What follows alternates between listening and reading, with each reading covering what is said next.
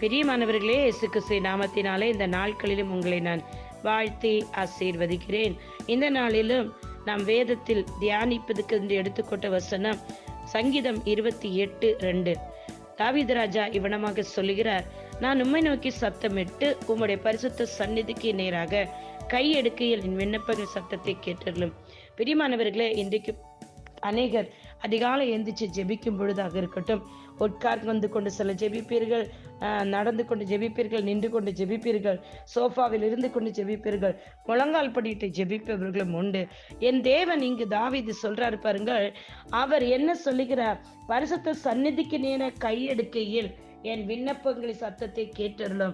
நிச்சயமாக நான் விசுவாசிக்கிறேன். முழங்கால் படியிட்டு வானத்தை நோக்கி கைகளை உயர்த்து, என் தேவனே, இனி என்னால் ஒன்றுமே முடியாது, இந்த பிரச்சனையிலிருந்து விடுதலையாக எனக்கு தெரியாது, நான் உம்மை நோக்கி வானத்தை நோக்கி அவைபடுகிறேன். வானத்தில் பரலோகத்தில் என் தேவனாய் கர்த்தர் நீர் இருக்கிறேன்.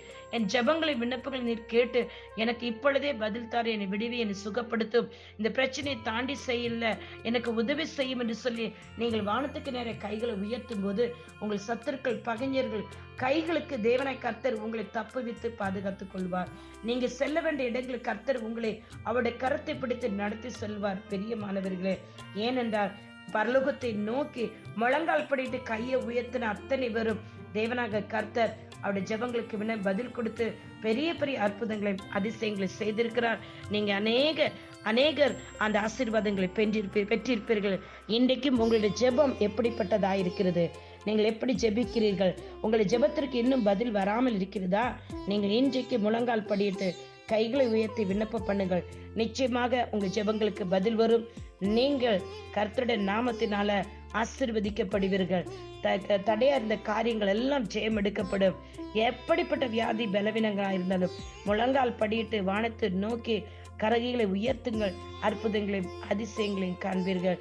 இயேசு கிறிஸ்து நாமத்தினால பிதாவே, இன்றைக்கு இந்த வார்த்தையை கேட்கிற பிள்ளைகளுடைய ஜெப வாழ்க்கை மாறட்டும்.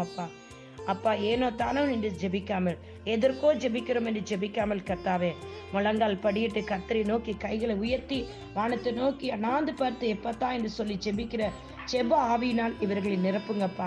இவருடைய ஜெபங்களும் விண்ணப்பங்களும் கேட்கப்பட்டு இவர்கள் வாழ்க்கையில் நன்மைகளையும் சமாதானங்களையும் கிருபைகளையும் ஆரோக்கியத்தையும் பலனையும் ஐஸ்வர்யங்களையும் மனிதர் கண்களில் தயவும் ஜெயத்தையும் இவர்கள் பெற்றுக்கொள்ளட்டும். இயேசுவின் நாமத்தினால இவர்களை ஆசீர்வதித்து ஜெபிக்கிறேன். கிறிஸ்து இயேசு ரத்தத்தினால இவர்கள் மூடப்பட்டு கிறிஸ்து இயேசு ரத்தத்தினால இன்றைக்கு ஜெயம் எடுக்கட்டும். அப்பா தகப்பனே, தொடர்ந்து அந்த பிள்ளைகளை பாதுகாத்துக் கொள்ளுங்க. இயேசுவின் நாமத்தில் பிதாவே, ஆமேன், ஆமேன், ஆமேன்.